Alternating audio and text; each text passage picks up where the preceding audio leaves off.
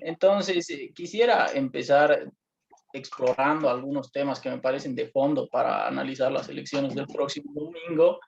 Y en ese sentido, primero creo necesario recordar, aunque de alguna manera ya se lo he hecho porque es una obviedad, pero que el comportamiento de la sociedad civil en elecciones nacionales no puede ser comparable y no es el mismo al de las elecciones generales, es decir, nacionales.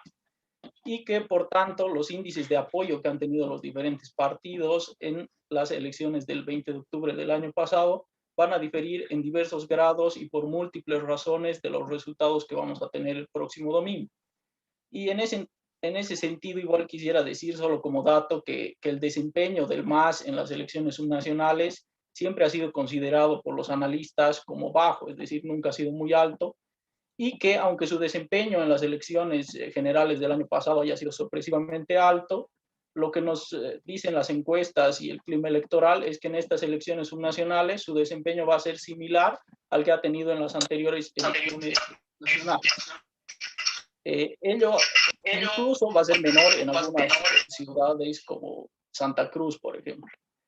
En segundo lugar, quería decir que me parece igual importante tomar en cuenta, creo que no se lo he hecho mucho, las características y el papel que van a tener los partidos políticos, alianzas y agrupaciones ciudadanas en las elecciones del próximo domingo. Si no estoy mal, creo que rondan los 100 o 120 en total y creo que solo poco más de 10 son de presencia nacional, obviamente el MAS y unos cuantos igual.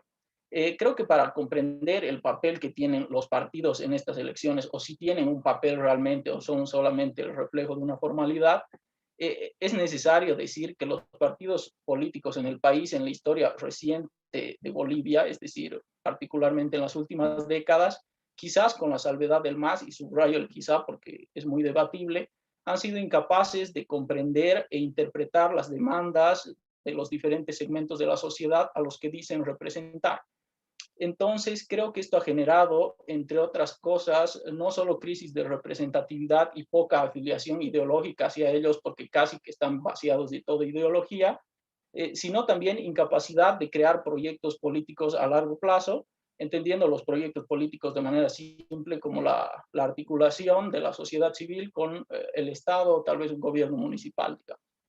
Entonces, creo que todo esto ha conducido a que las elecciones en general y a las elecciones subnacionales en particular, estas, haya sido muy fácil para la opinión pública y para los partidos en contienda omitir posibles discusiones tendientes a comprender la manera en la que los partidos y sus candidatos proyectan en el plano de las ideas posibles reordenamientos serios, digamos, rigurosos de la sociedad y la economía en las distintas regiones del país. Y entonces todas las discusiones se han focalizado casi únicamente en las figuras de los candidatos. Entonces, conformando este fenómeno que cada vez con mayor frecuencia se lo denomina como personalización de la política.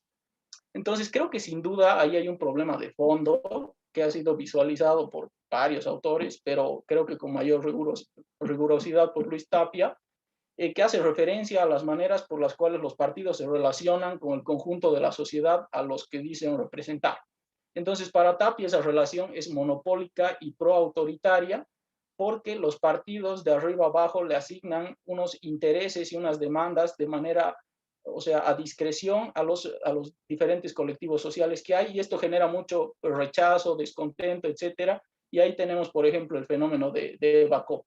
Entonces, creo que en ese marco la sociedad civil en este proceso de elecciones no ha participado activamente en la construcción de los planes, objetivos, proyectos, en caso de que los haya, de los diferentes partidos políticos, y creo que eso explica el divorcio que hay, digamos, o el cierto rechazo que hay de las bases al MAS y el ulterior apoyo que existe a Eva Copa en la actualidad. Entonces, creo que tanto los candidatos como los proyectos han sido presentados a la sociedad como un abanico de productos para elegir y no como algo en lo que participas. Entonces, te lo presentan casi como si fuera una mercancía y creo que eso dificulta mucho la sintonía que existe entre los candidatos y los electores. Entonces, creo que todo esto ha conducido a que se agudicen las dudas que existen, no solo hacia la democracia liberal, sino también ha agudizado la crisis de representatividad que hoy impera en la sociedad Y creo que estas pueden ser, digamos, explicaciones preliminares de por qué hay tantos indecisos en las encuestas y de por qué cada vez la gente es más reacia a apoyar a los partidos y más bien existen al margen de los partidos en agrupaciones, en movimientos sociales, etcétera. Pero como sabemos, los procesos electorales están monopolizados por los partidos, entonces creo que sí o sí habría que tenerlos en cuenta en los análisis. Entonces, en síntesis, creo que existe una personalización de la política en estas elecciones subnacionales, pero además existe una falta de sintonía de los partidos o bien de los candidatos con los intereses materiales, podría ser de clase, y con la subjetividad de los segmentos de la sociedad a los que buscan representar. Creo que un ejemplo muy claro de esto es el de Doc Weiler y Iván Arias, porque paradójicamente Arias es visto como el candidato más popular, digamos, el que tiene más potencial de generar un vínculo con la gente, mientras que el candidato del MAS se ha perdido en esa pretensión de mostrarse como el burócrata eficaz y haciéndolo ha sido incapaz de generar vínculos con los segmentos sociales con los que el MAS se ha relacionado siempre y con los que a los que ha buscado representar a lo largo de su historia como organización política. Entonces, partiendo de todos estos elementos disgregados, pero creo importantes, creo que después puedo hacer ya algunos análisis más particulares acerca de cada candidato, de cada ciudad. Súper, gracias, Rodri. No sé quién quiere seguir. Evelyn o Diego. Y si no, yo decido, como siempre, así la vieja autoritaria. Diego. Yo todavía estoy un poquito desordenado. No sé si Evelyn quiere empezar. Claro que sí. Bueno, Diego, muy buenas tardes. Rodrigo, un gusto compartir este escenario con ustedes. Bueno, respecto a las subnacionales, bueno, compartirles también desde otros sectores, como en el caso de Potosí, principalmente ha habido algunas rupturas. En lo que respecta, yo puedo dividir en dos, ¿no? En dos el análisis que me gustaría hacer. Uno, primero está la ciudad, la Villa Imperial, que donde el MAS no llega a ser ya un peligro prácticamente, aunque ha subido en la cuestión de intención de voto en estos últimos análisis que se han realizado y encuestas, ¿no? Pero no llega a ser un peligro a nivel municipal, pero también el panorama va cambiando en lo que respecta a nivel departamental, donde si bien ha habido algunos quiebres en el caso de la cuestión del dedazo, que también en otros lugares de Bolivia se ha dado, como en el caso de Bacopa, ha ocurrido algo muy parecido en Potosí, pero no con tanta repercusión, ¿no? En la cuestión de gobernación.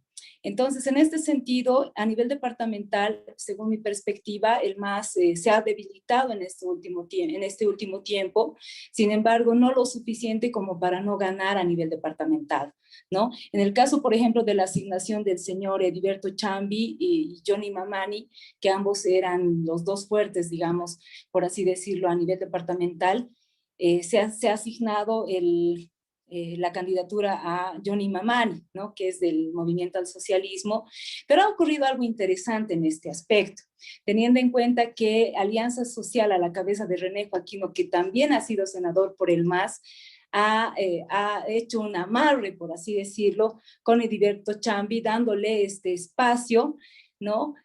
Produciendo también un quiebre, pero no lo suficientemente fuerte como para poder ganar a Johnny Mamani. Eso ocurre en el ámbito departamental.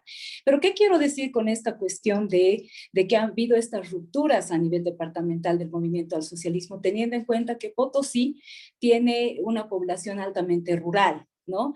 Que todavía sigue siendo un espacio bastante fuerte donde se apoya al movimiento al socialismo.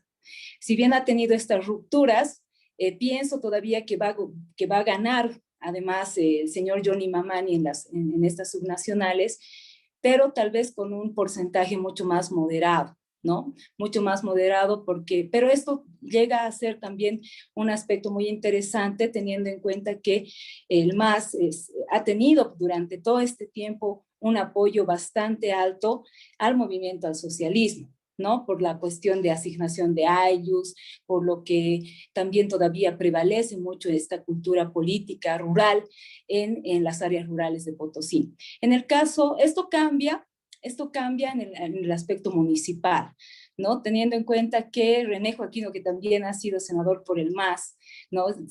También en un tiempo ha sido contrincante, ¿no?, al movimiento al socialismo, pero es algo paradójico en el ámbito municipal, porque ha optado tener la candidatura a la alcaldía, y algo muy interesante que es muy crítico también en el aspecto municipal, sigue teniendo bastante apoyo. En las últimas encuestas a nivel municipal ha sacado más del 24%, ¿no? Pero su principal contrincante llega a ser Johnny Yali, que llega casi al 20%, donde se estaría definiendo entre estas dos candidaturas el ganador, ¿no?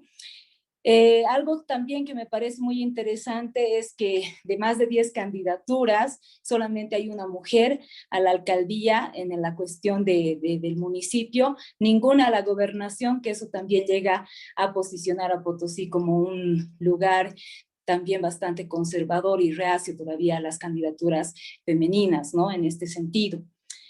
En este último tiempo también me gustaría mencionar o comentarles que en Potosí las campañas no han cambiado mucho o no se diferencian mucho a nivel nacional, ¿no? A nivel nacional no se diferencian porque a pesar de la pandemia, todavía se ve estas estructuras que copian prácticamente lo que ha hecho el MNR, lo que ha hecho también la cuestión del movimiento al socialismo, que son partidos bastante clientelares, ¿no? Y que también con esta cuestión de idea asistencialista trata de llegar a las bases populares, ¿no? No ha cambiado en ese aspecto mucho, y eso nos lleva a pensar que todavía la cultura política, al menos en Potosí, llega a estancarse en esta cuestión de poca exigencia o con esta llegada, ¿no? A través de buñuelos, a través de caravanas y demás, sin dar prioridad a lo que son las propuestas realmente de los frentes políticos, ¿no? Eso es lo que yo les puedo compartir en este aspecto, y en algo que también que concuerdo con el primer participante, es que todavía, bueno, al menos yo pienso, y lo puedo relacionar con esta idea, que todavía se tiene esta idea de hacer amarres políticos, ¿no? Porque los amarres políticos llega a ser prácticamente una repartición de toda la alcaldía para poder llegar, ¿no? A llevar a un frente político como a los espacios ganadores, ¿no?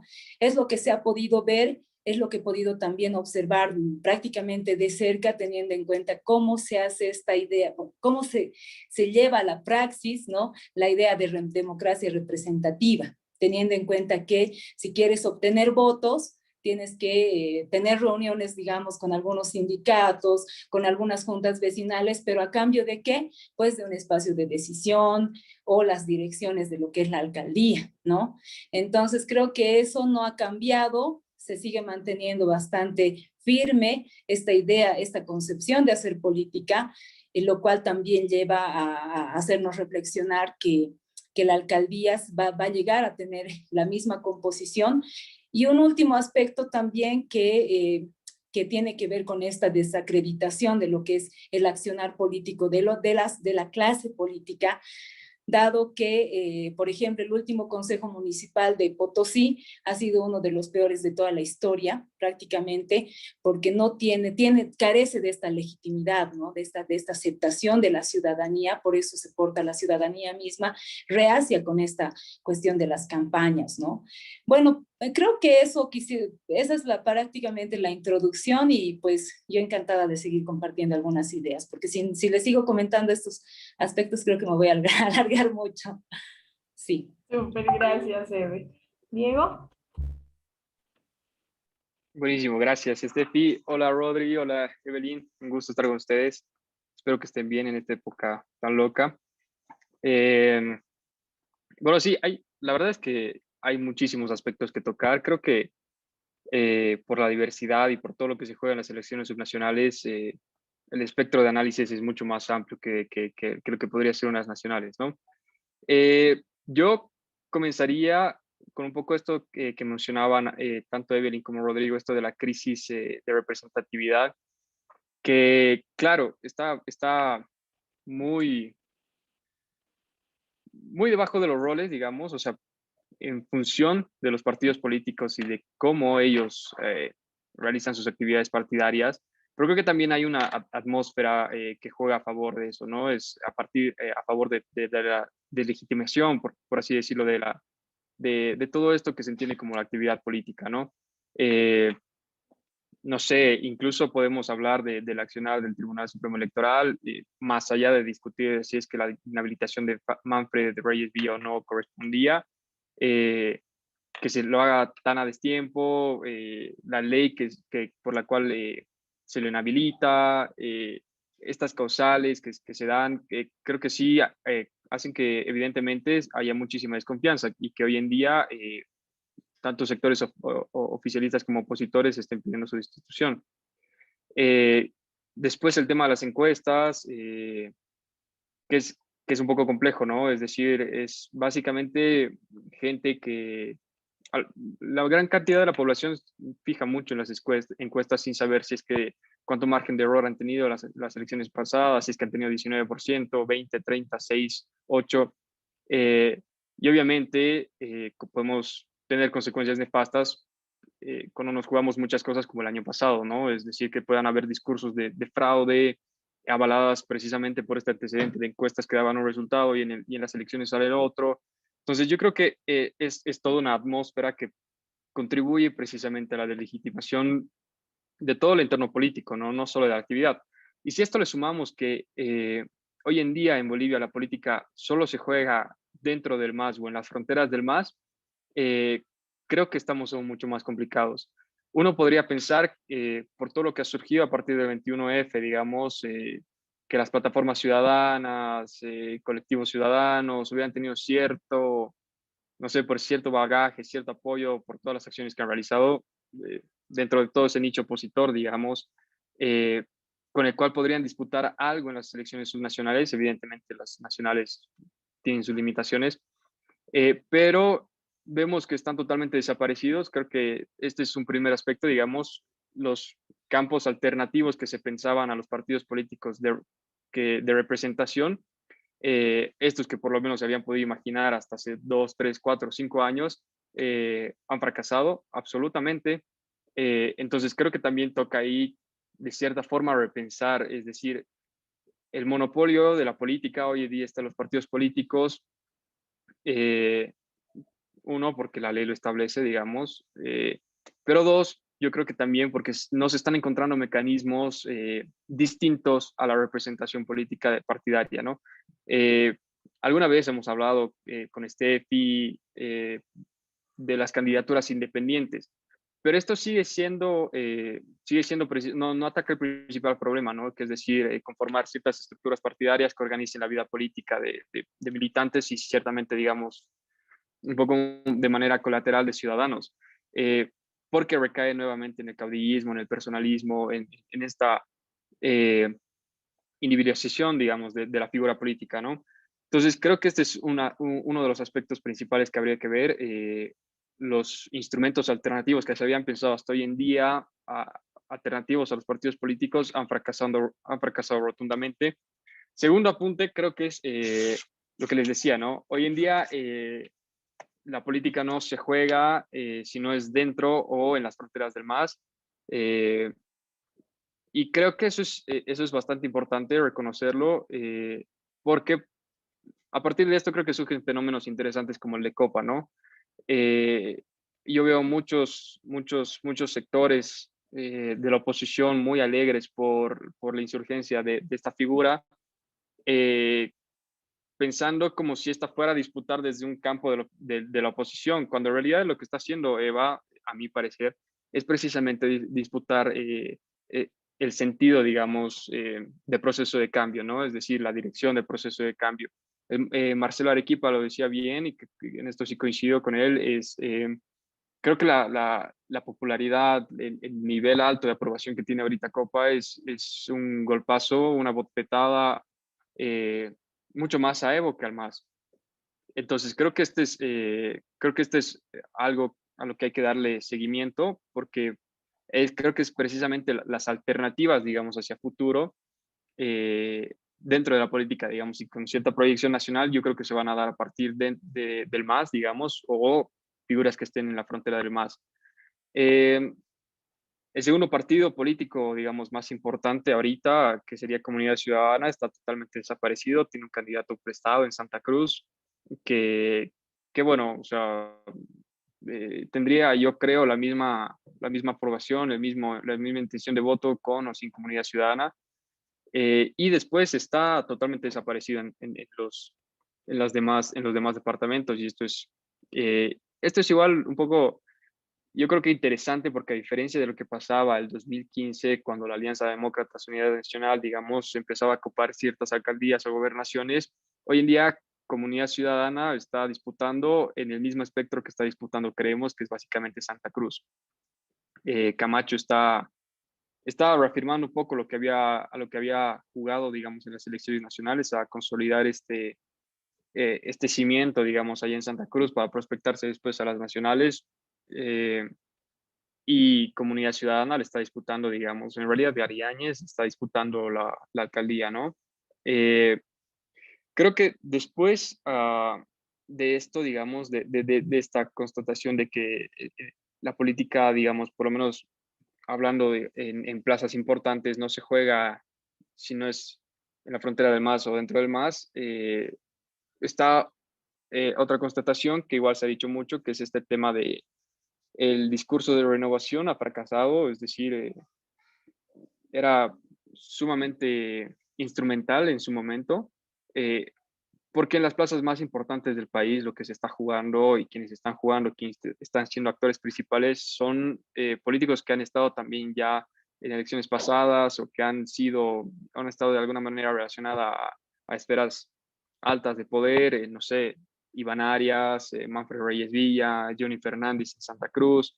Entonces creo que igual hay que darle cierto seguimiento en este sentido, es decir, eh, se ha hablado mucho el 2019, 2020, de que queremos nuevos políticos, hay que querer renovación, pero la preferencia de la gente sigue estando en políticos que tienen mucha tradición, ¿no?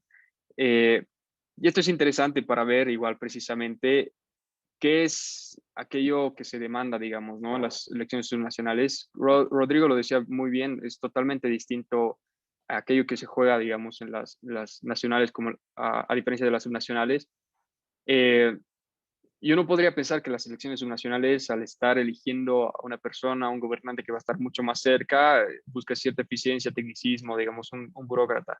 Pero de nuevo ahí está el ejemplo Iván Arias, Dottweiler, ¿no? Eh, ¿qué, qué, ¿Qué lecciones, digamos, podemos recoger de esto? Habrá que ver hacia el futuro. Eh, Después, creo que igual el discurso masismo-antimasismo ha estado, ha estado de cierta forma, si no es en Santa Cruz, disminuyendo muchísimo, por lo menos acá en La Paz, en la campaña de Iván Arias, yo no lo escuchaba en ningún momento decir, bueno, escójame porque soy el único que le puede ganar la plaza al MAS. Si bien hay ciertos sectores ciudadanos que siguen diciendo votemos al que sea contrario, digamos, eh, yo creo que esto es muy saludable y esto es muy bueno, eh, porque te salva, digamos, de cierta forma de polarizar mucho el ambiente, ¿no? Es decir, de dividir básicamente. Manfred Reyes Villa lo mismo. Y en Santa Cruz, digamos que es con la salvedad de Camacho, creo que en la alcaldía, la disputa de la alcaldía tampoco hay esta idea de vóteme porque yo no soy del MAS. Entonces creo que esto es interesante, sobre todo para la oposición, que creo que urgentemente necesita encontrar un rumbo. Em, y bueno, creo que de inicio esos serían los apuntes en general, como les digo, este tema de la constatación de la política dentro del MAS o en las fronteras del MAS, aquellas que por lo menos tienen cierta proyección importante o que están jugando ciertas plazas importantes, el discurso de renovación que se ha caído totalmente, eh, y estos mecanismos alternativos a los partidos políticos que igual han fracasado, ¿no? Eh, Igual creo que, bueno, ya igual aterrizando un poco más sobre todo en La Paz, Santa Cruz y Cochabamba, eh, de nuevo, creo que es muy interesante lo que vaya a pasar con Eva Copa. Sin embargo, siento que esta efervescencia, digamos, que está surgiendo, eh, tiene sus propios limitantes en sus virtudes. y sobre todo porque es muy complicado. Yo leía a muchos sectores salteños que publicaban muy felices, ¿no? A partir de esta disidencia de Copa del MAS y de la alta aprobación que tiene, que ahí estaba la nueva presidenta, etcétera, etcétera. Pero creo que aquí de nuevo hay que volver a pensar que una alta aprobación en las elecciones subnacionales o en la plaza de la alcaldía donde te juegas no representa una proyección política a nivel nacional, ¿no? Y esto creo que lo tendrían que tener bien anotado tanto Copa como Camacho. eh, y bueno, Manfred, ¿no? Que yo creo que, digamos, estas figuras de cierta forma prospectan ya su participación igual. Es decir, este es un medio para el fin que es presentarse en las siguientes elecciones nacionales, ¿no? Es muy pronto para decirlo, muy aventurado y casi cercano a la futurología, pero yo creo que sí, por las entrevistas que escuchaba a Copa, que le preguntaban, que decía que primero tenía que hacer una buena gestión para pensar después en eso. Camacho, que evidentemente por lo que pasó el año pasado, yo creo que está precisamente proyectando eso. Y bueno, Manfred, que su última participación, digamos, en las elecciones nacionales también ha sido un contrincante importante, digamos, de, del MAS. Entonces, hay que ir viendo cómo se acomodan estas piezas, porque a partir, digamos, igual, yo creo que de los resultados que se ven en las subnacionales, el mapa político, digamos, va a estar totalmente reconfigurado y ahí habrá que ver, digamos, cómo, qué hacen los actores y sobre todo en esta crisis, ¿no? Súper, gracias Diego. A ver, yo les voy a lanzar igual algunas de mis crisis existenciales que he tenido sobre este tema. Primero el tema de las campañas, y que lo mencionaban, ¿no? Eh, no hay absoluta renovación en cuanto a estrategias de campañas, creo, sobre todo en, o sea, en lo material. Sigo viendo caravanas y yo hasta este punto me pregunto en qué funciona, de qué sirven las caravanas, ¿no? O sea, no creo que una persona ahí, por ver una caravana más linda, más grande, voy a votar por ese, ¿no? Y siguen siendo estas cosas, como lo mencionaba Evelyn también, ¿no? El tema de voy a regalar, el otro día me regaló en el Prado un, ¿qué se llama? Un calendario así con la cara de Iván Arias. Y no es que así como, para empezar, es como que no voy a poner el calendario en mi cuarto, digamos. Y por otro lado, no me imagino tampoco una persona que diga, ay, me han regalado un calendario, entonces por eso voy a votar por este, por este candidato, ¿no? Entonces, por ese lado, siento que realmente no hay, o sea, se sigue pensando a la antigua, porque claro, yo escuchaba a mis abuelos, a mis papás, que las campañas de, sobre todo del MNR, que seguían teniendo sus pines, sus bolígrafos, qué sé yo, ¿no? Y eso es pues que hace 40, 50 años y no renovamos, ¿no? Pero por otro lado, yendo también al tema de esta personalización de la política, el caudillismo, que creo que lamentablemente se hace más fuerte incluso tal vez en el tema de subnacionales, o por lo menos en estas elecciones se han demostrado bastante, ¿no? En lo personal, y hablando un poco de La Paz, ¿no? Que es con lo que más he estado en contacto en el tema de campañas, en lo personal, a mí la gestión de Solvó y del Movimiento Sin Miedo me ha parecido una buena gestión, ¿no? Así en general, ¿no? Por lo menos tenían ya una estructura, un proyecto, programas a los que se estaban dando continuidad. Y yo creo que, no creo que haya habido tanta desaprobación de la gestión de esas cuestiones como para tener los resultados que se tienen hoy día de Solvó, que tiene 2%, creo, ¿no? Y aquí veo que creo que es el tema, o sea, yo me pregunto, ¿no? ¿Por qué la gente está dejando de lado todo ese proyecto que se ha venido construyendo para votar por un caudillo? Porque es caudillo, ¿no? El Iván Arias es el que sí, el tercero, ¿no? Que no es del MAS, pero que no es el bueno, supuestamente representaría un poco de la renovación cuando no es nada de la renovación, pero no tiene estructura, no tiene proyecto, no tiene plan, ¿no? Así como el grupo que tiene, incluso es juntucha de gente de otros partidos, incluso del mismo Solvó, ¿no? Y la gente está prefiriendo a un Iván Arias que a todo eso.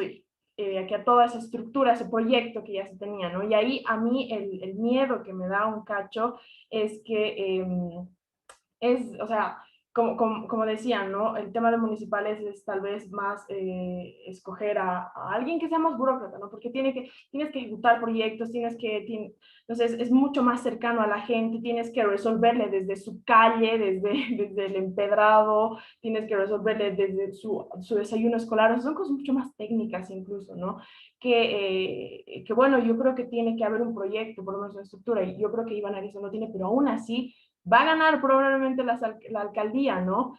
Entonces creo que de nuevo hay mucha personalización de la política y que estamos yendo, o sea, yo me preguntaba en cierto punto, esto es parte de la cultura política de Bolivia, ¿no? Que votamos por caudillo siempre. Y me preguntaba, ¿cómo hacemos para cambiar eso? ¿Cómo se hace para cambiar eso? Y creo que en cierto punto también tendría que ser responsabilidad de los actores políticos, que son los candidatos, candidatas, ¿no? Porque si seguimos haciendo estas campañas de te voy a prometer todo, y yo he visto estos días que Iván Arias, no tengo nada en contra de Iván Arias, pero que lo tomo como ejemplo, que prometía absolutamente todo.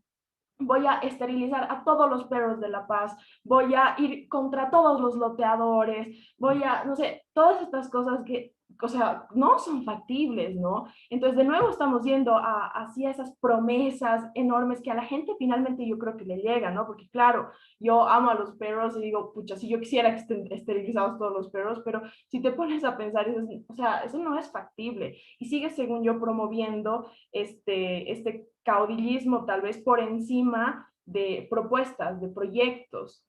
Entonces, bueno, eso es por un lado. Y por otro lado, algo que también me preocupa un poco es el tema del enfoque que se le da a estas elecciones como, de nuevo, solo gobernadores y alcaldes, candidatos a alcaldes, ¿no? No estamos viendo asambleístas, ni estamos viendo concejales y concejalas que también son parte fundamental, son parte importante, pero no sabemos ni quiénes son de nuevo los candidatos, y creo que este es también de nuevo un riesgo, ¿no? Porque para empezar ni siquiera sabemos qué hacen, ¿no? Muchas veces la gente no sabe qué está haciendo un concejal o para qué sirve un concejal cuando son también parte fundamental. Y de nuevo creo que aquí son los partidos políticos los que deberían tener un rol más importante en esto, ¿no? En dejar atrás toda esa cultura política negativa tal vez que tenemos. Y hablando también de los partidos políticos, por un lado, ya analizándolo tal vez más a nivel nacional, el hecho de que haya, o sea, creo que es por un lado positivo y por un lado negativo el hecho de que haya tanta diversidad de partidos. Por un lado, porque es bueno creo que para la democracia, que haya una pluralidad. Como decía, en elecciones nacionales creo que ha habido mucha polarización, era más anti-más. En cambio, en subnacionales ya no pasa tanto eso, ¿no? Y tienes muchas más opciones y se vota tal vez un poco más por otras cosas que por eso, ¿no? Pero a la vez creo que hay como lo decía María Teresa Vega, hay como una promiscuidad de las siglas políticas, porque o sea, finalmente termina siendo siglas, ¿no? O sea, ya no tiene ni siquiera ese rol de partido, con estructura, con proyecto, con ideología. Es así, un día estoy con uno, el otro día estoy con otro, no me importa. Así, yo veía incluso antes de que cuando están por acabar, ¿no? La fecha a la que tienen que inscribir las candidaturas, estás como que buscándote una sigla, así como que quién me puede vender una sigla, ¿no? Así como que con quién nos podemos unir. Entonces pierde todo el sentido, pierde todo el fundamento. Y yo me pregunto, ¿para qué entonces tenemos partidos políticos si no cumplen su función, ¿no? Y creo que las subnacionales lo ha demostrado totalmente. Entonces, y hablando también igual ya yendo y no sé, les hago también la pregunta a ustedes en este tema, porque yo es algo que no tengo la respuesta y me pregunto, y es más al tema de preferencias, ¿no? A mí me llama mucho la atención el tema de Eva Copa, porque me pareció un fenómeno así enorme, ¿no? El hecho de que el MAS lo consideraba al Alto como su bastión, considera al Alto como su bastión, ¿no?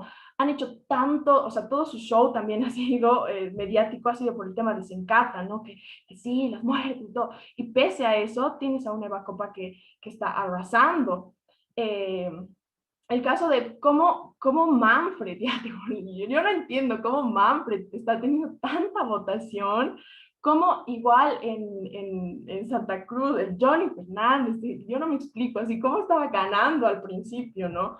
Entonces, ¿cómo estamos yendo a esas preferencias? Y tal vez aquí de nuevo, ¿no? Porque yo escuchaba igual a esta socióloga, Gabriela Canedo, que igual decía, ¿no? Se extrañaba, como yo me extraño así de Cochabamba y de Santa Cruz, él se extrañaba de La Paz y decía, ¿cómo están dejando? O sea, decía, nosotros hemos visto durante mucho tiempo a la alcaldía de La Paz como un referente en Bolivia, ¿no? Que se están haciendo cosas que en otros municipios no se están haciendo. Y lo están dejando de lado por un Iván Arias, que era además pitita, ya gotista. Entonces, bueno, no sé, esas son mis cuestionantes y podemos entrar ya a la segunda ronda. No sé quién quiere empezar, Rodri, tal vez.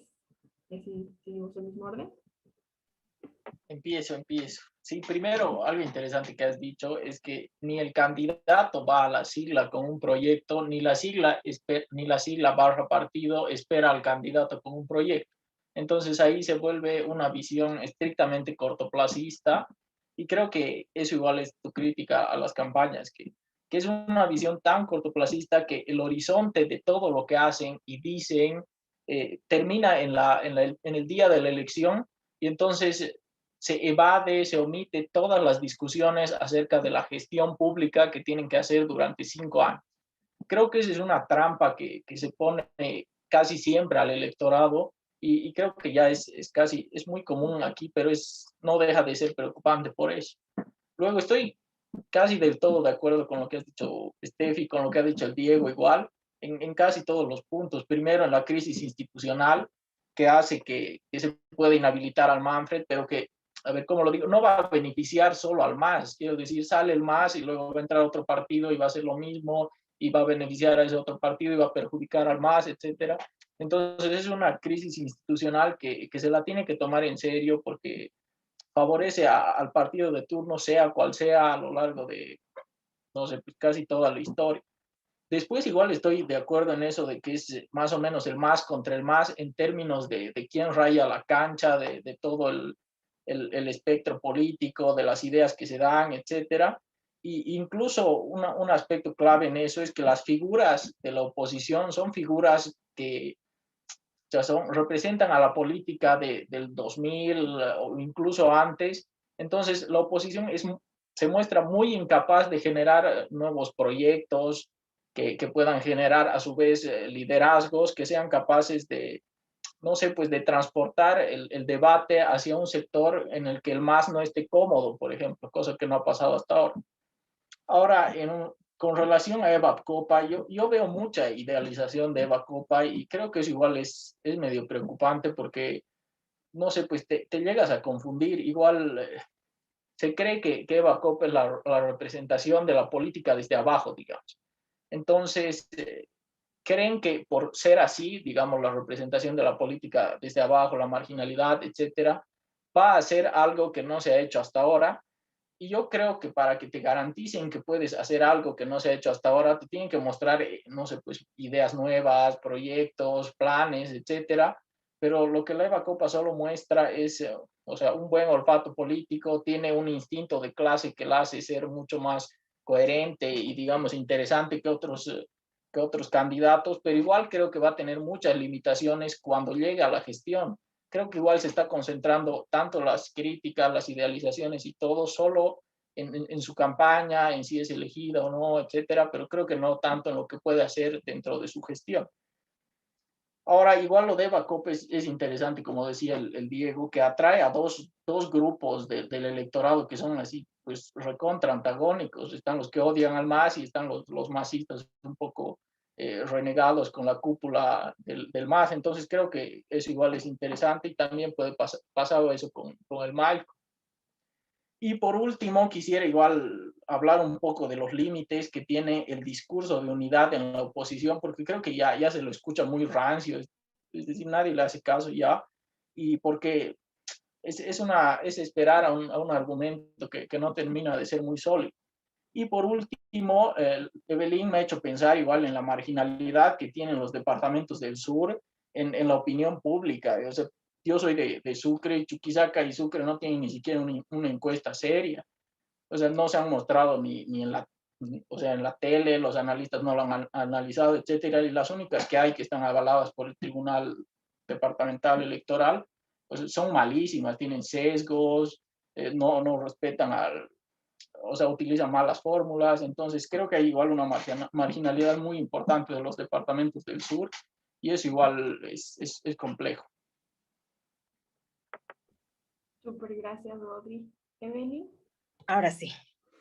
Bueno, gracias, me ha parecido. Bueno, hay muchos puntos que no sé si vamos a terminar hoy de analizar, ¿no? Porque creo que hay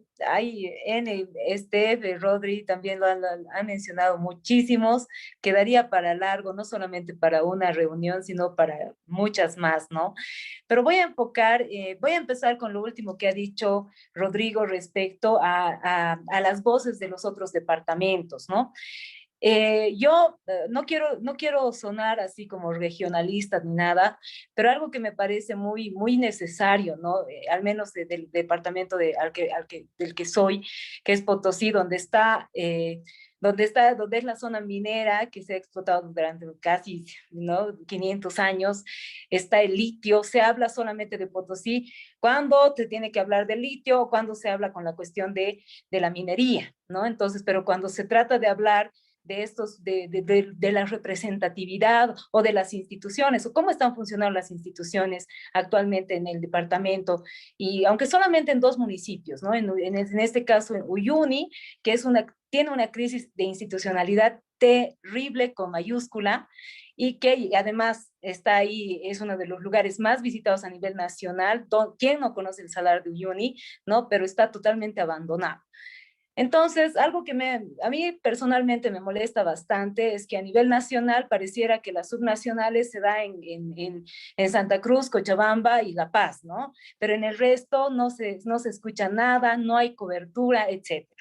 Entonces, en ese sentido, y más aún cuando hablamos de Sucre, cuando hablamos también de Tarija, o en el caso de Potosí, también aportamos económicamente y nos toman en cuenta cuando, ¿no? O se habla cuando está ahí un recurso de por medio, ¿no? Pero cuando se habla de la cuestión de las instituciones o de quién va a representar o quién va a llevar la batuta, en este caso, no se reproduce ninguna voz, ¿no? Entonces, eso es una de las cosas que me parece que seguimos en esta idea centralista donde opaca, ¿no? En otras regiones, ¿no?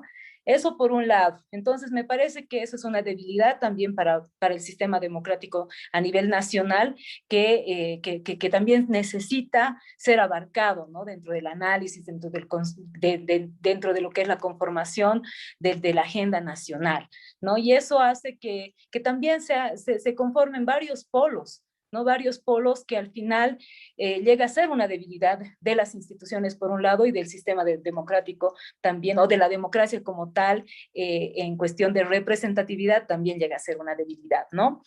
Luego, otra cosa que Steffi hace rato ha mencionado es la cuestión de las campañas, ¿no? Bueno, está un poco desordenado los puntos porque lo he anotado así, un poco desordenado, pero en el caso de las campañas, al menos yo he podido observar y les quiero compartir también desde Potosí, es que se juega con la pobreza y creo que eso no se diferencia con otros departamentos, ¿no? Pero en el caso potosino, a mí es algo que hasta me produce un mal sabor, ¿no? Que se juegue con la pobreza, y todavía haya esa idea de regalar cosas, ¿no? Por lo menos, a vos te regalaban un calendario o no sé, lo que decías, ¿no? Un calendario que lógicamente era prácticamente basura, ¿no? O sea, ¿qué representa? ¿Qué significa? Donde ni siquiera está un punto esencial, no sé, ¿no? Entonces, es algo que también se ha hecho en Potosí, lo de los calendarios, que a mí me parece una total falacia, ¿no? Pero algo peor aún, que la cuestión, por ejemplo, en el caso de Yali y en el caso de Joaquín, no se juega con la pobreza en zonas periféricas. ¿Cómo se juega con la pobreza? Se regala ají, bueno, se invita ají de fideo, buñuelos, chocolatadas, esas cosas que al final no es jugar con la pobreza, ¿no? Es jugar solamente, comprar prácticamente un voto o intercambiar un voto, ¿no? Y obviamente ¿qué pasa? Que entonces sacas una foto y eso le llega a la gente.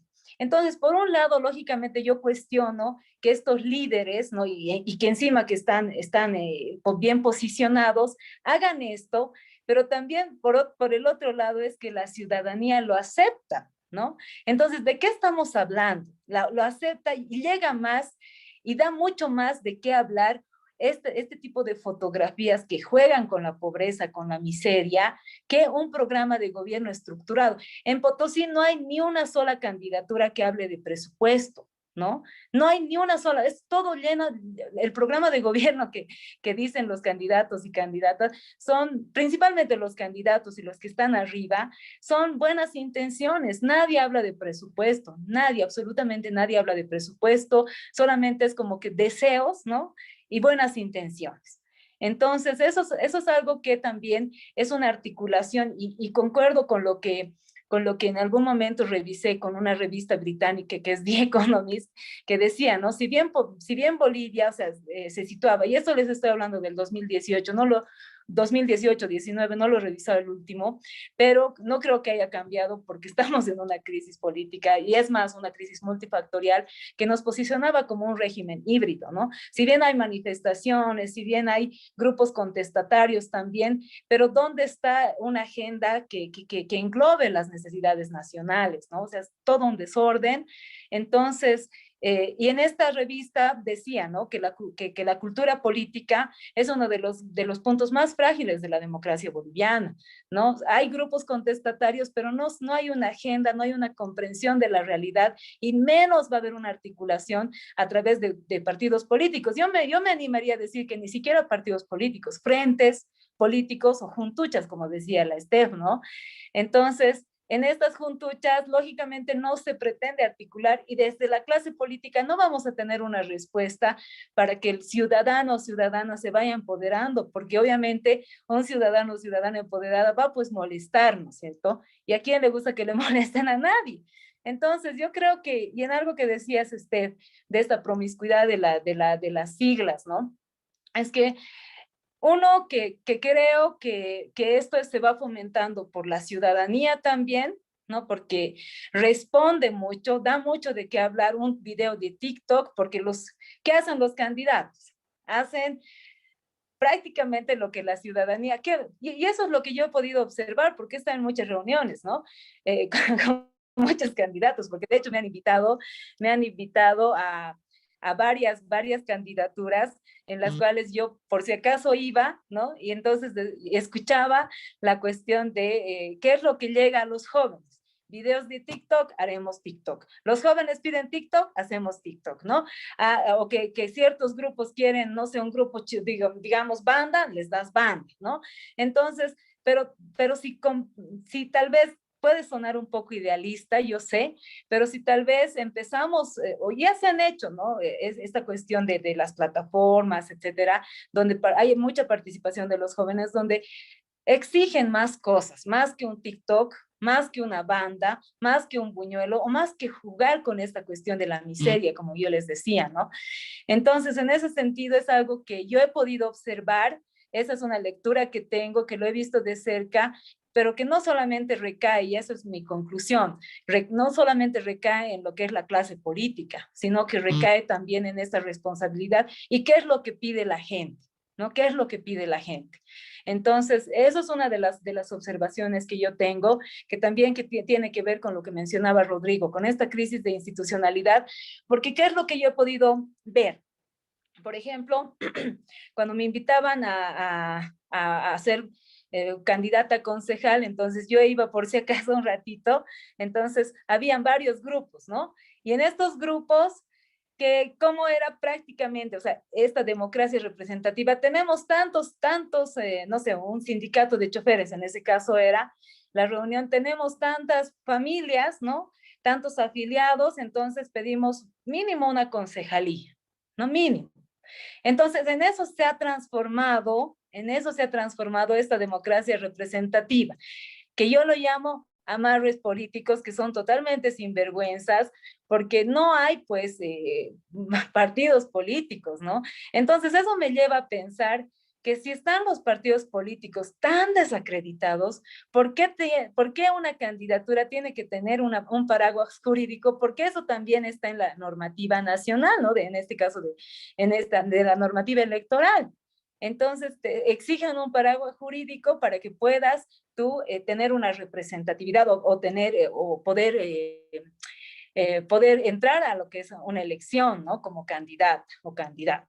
Entonces, eso es por otro lado que algo que a mí me llama la atención, que entre comillas, esta crisis institucional, o entre comillas más bien dicho, esta democracia representativa se ha convertido en amarres políticos, ¿no? Que son las estrategias que manejan los frentes políticos para poder cooptar una alcaldía, porque es así como se hace, ¿no? Se amarra con sectores, se amarra con juntas vecinales para poder repartirse las concejalías, las direcciones y toda la representación dentro de una alcaldía. Y eso es lo que está, eso es lo que somos, ¿no? Al final. Y otra cuestión de esta política desde abajo que mencionaba, me parece Rodrigo, Diego, no me acuerdo, pero esta política desde abajo también tiene mucha...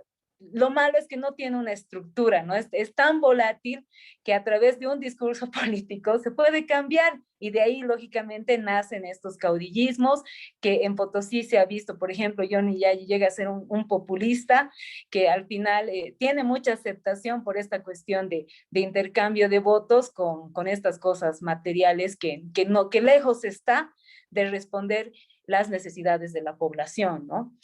El manejo de discurso me parece muy, muy interesante y también peligroso al mismo tiempo, ¿no? Porque creo que tanto repetir algo, por ejemplo, en Potosí, algo que ya me llega así hasta acá, es la cuestión de la vaca lechera, ¿no?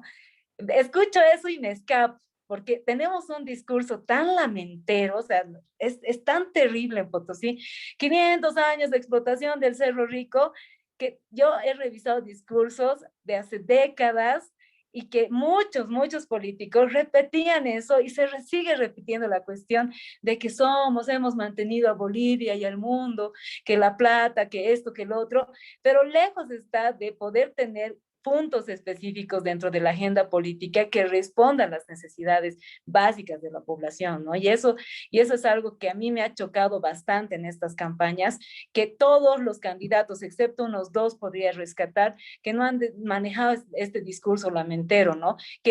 O sea, yo creo que esa es una cuestión también que tiene que ver mucho con el autoestima del potosino o potosina, ¿no? De ser las zonas más paradójicas a nivel latinoamericano, me animaría a decir, porque es una de las zonas que sí aporta a nivel nacional, siempre está entre las 3 primeras que aporta a nivel nacional, pero es una de las zonas más precarias, ¿no? Más abandonadas, que ni siquiera llega dentro de las campañas a nivel nacional a los medios nacionales, ¿no? Y eso es algo paradójico que a mí personalmente me gustaría que se pueda tal vez cambiar para poder también dar atención o prestar atención a estas zonas que aportan un gran porcentaje a nivel nacional en el ámbito económico, ¿no?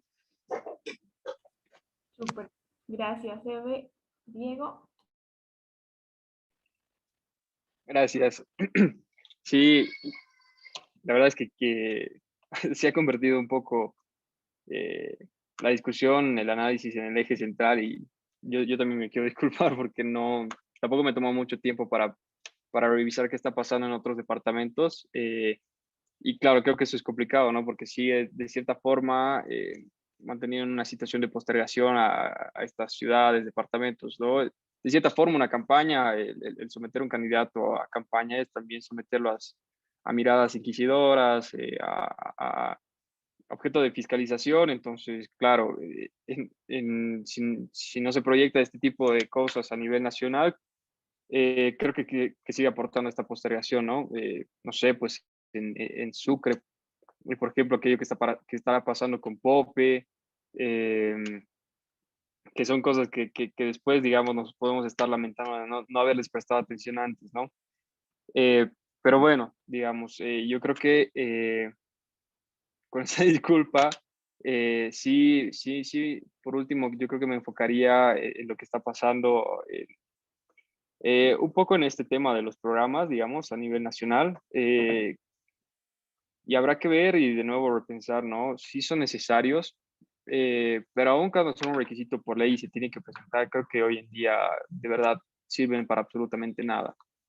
Eh, Plagios, copias, propuestas sin sentido, o que rellenan con palabras así como que sí, vamos a buscar eficacia, solvencia en el sistema de salud para que todos los ciudadanos, ciudadanas puedan apoyar, puedan ser atendidos con prontitud.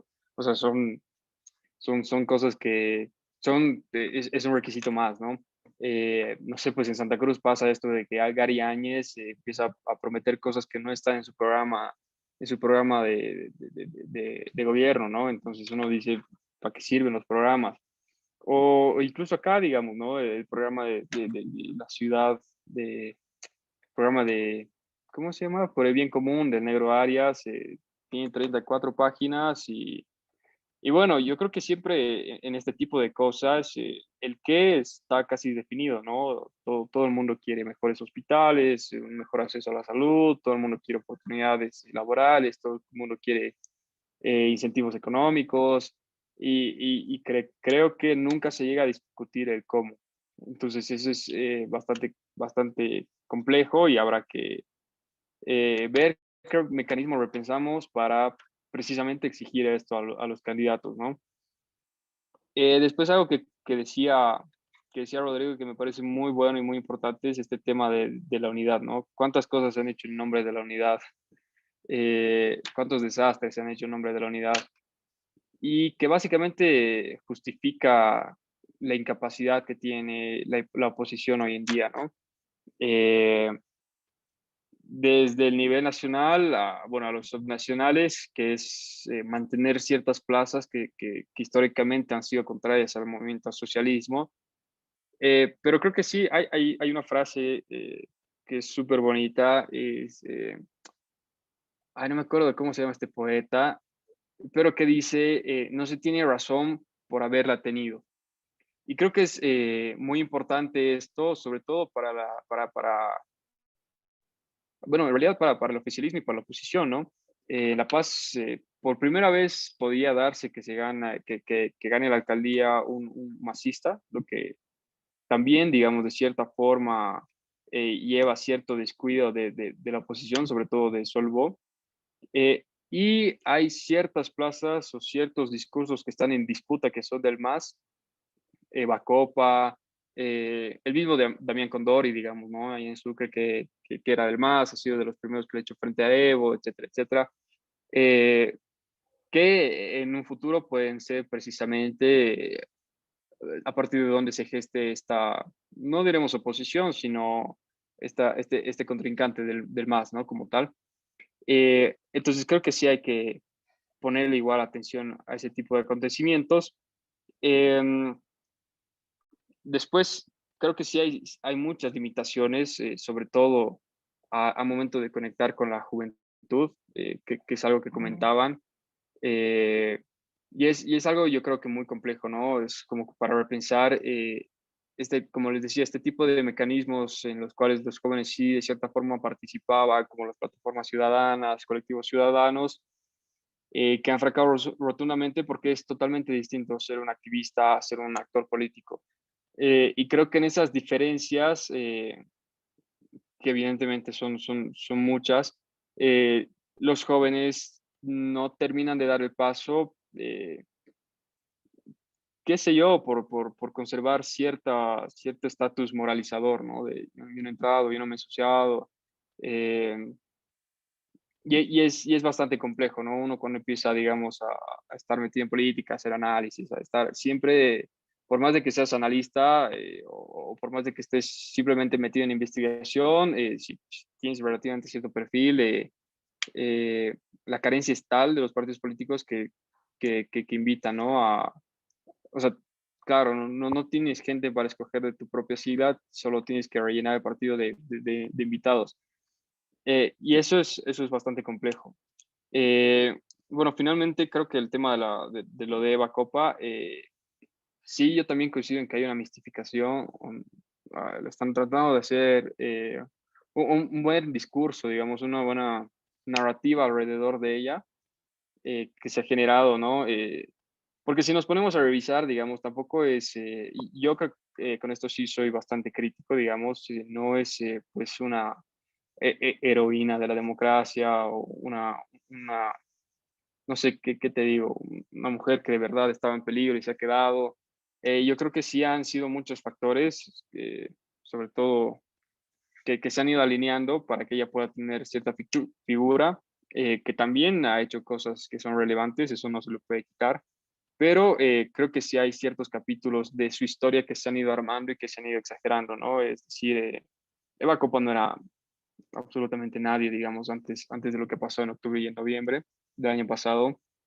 Y después, digamos, sí ha tenido ciertas posiciones en función de la coyuntura también, ¿no? Al principio sí, de un pacto de paz, digamos, que también era necesario, eso sí hay que decirlo, eh, estar muy metida ahí en las gestiones con Áñez, con Morillo, etcétera, y ya cuando el viento empezaba a soplar a favor, después a retomar ciertas conversaciones con el MAS. Entonces, creo que sí hay, digamos, esta mistificación y que también es peligroso, ¿no? Va a ser una gestión, porque eh, es ganadora, digamos, eso ya no es futurología, va a ser una gestión importante, pero además que va a tener todas las licencias que quisiera tener un candidato en cualquier nivel, ¿no? Va a tener aproximadamente 10, si no son 11 concejales, y habrá que ver también cómo juega a partir de esto, porque claro, un consejo que está lleno de toda la gente de tu partido, igual supone ciertos retos. Porque además es una plaza que evidentemente el más, o es una figura a la que el más también va a querer desprestigiar, dañar. Entonces seguramente va a haber concejales que se den la vuelta, que hagan oposición, una serie de factores que todavía, digamos, no los estamos viendo, pero que yo me imagino que se van a dar. En La Paz sí es complejo lo que ha pasado con Solvó, pero de nuevo es esto, ¿no? No se tiene razón por haberla tenido y creo que de cierta forma Solvó también ha confiado mucho en este tema de jugar muy pausado, con mucha tranquilidad, como si el viento siempre estuviera a favor y también creo que le están cobrando mucho las alianzas que ha tenido Revilla, ¿no? Tanto con Áñez como con Mesa. Eh, entonces, esta suerte, digamos, de ir cambiando igual según sople el viento, ha sido muy compleja el tratar de generar un candidato que te digo, 2 meses antes, es igual, no sé cómo lo habrán calculado. Y bueno, a partir de ahí, digamos, creo que sí se ha dado esa ruptura, digamos. Algo que igual es interesante, digamos, y que sí, ahorita acabo de hacer la relación.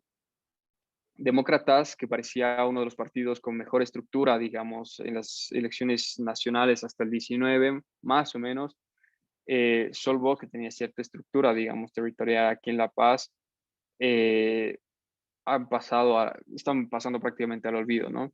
Entonces también hay una factura que se está cobrando, lo que ha sucedido en noviembre, octubre y noviembre del 2019, es decir, actores importantes en ese momento como Rubén Costa, eh, el mismo Percy Fernández, Luis Revilla, eh, hoy en día están absolutamente marginados, ¿no? De la política, entonces también hay, bueno, no absolutamente marginados, pero sí están pasando a un segundo plano, entonces casi una jubilación obligada, ¿no? Entonces yo creo que también octubre y noviembre de 2019 está empezando a hacer sentir los efectos hoy en día y seguramente, digamos, para ya hacia futuro, este espacio que dejando, digamos, estos liderazgos en otrora, van a tener que ser ocupados y habrá que ver a prestar atención, ¿no? Eh, creo que eso. Súper, gracias. Gracias a todos, todas. No sé si alguien más quiere decir algo y si no ya podemos terminar. Así que, bueno, gracias nuevamente, chicos, sobre todo por aceptarme con tan poco tiempo de anticipación. ya para las siguientes va a estar más calmado. Por fin ya no vamos a tener más elecciones en el futuro cercano, así que igual vamos a empezar a analizar otras cosas más importantes. Así que, bueno, nada, gracias de nuevo y vamos a estar sacando como siempre la nota y el artículo el miércoles para que puedan compartirlo, puedan leerlo. Y eso, gracias chicos, nos vemos. Yo quisiera decir algo antes de Steph. Bueno, creo que uno de los retos también en este proceso de reconstrucción, quiero decir proceso de reconstrucción de una forma tal vez positiva, ¿no? Porque ya que hemos terminado, estamos en un periodo de transición, ¿no? Al final, porque estamos en una crisis multifactorial. Creo que una de las cosas quiero rescatar de Robert Dahl, que de uno de los elementos que se debe cumplir dentro de una democracia es la participación efectiva, otro está el control de la agenda también, ¿no?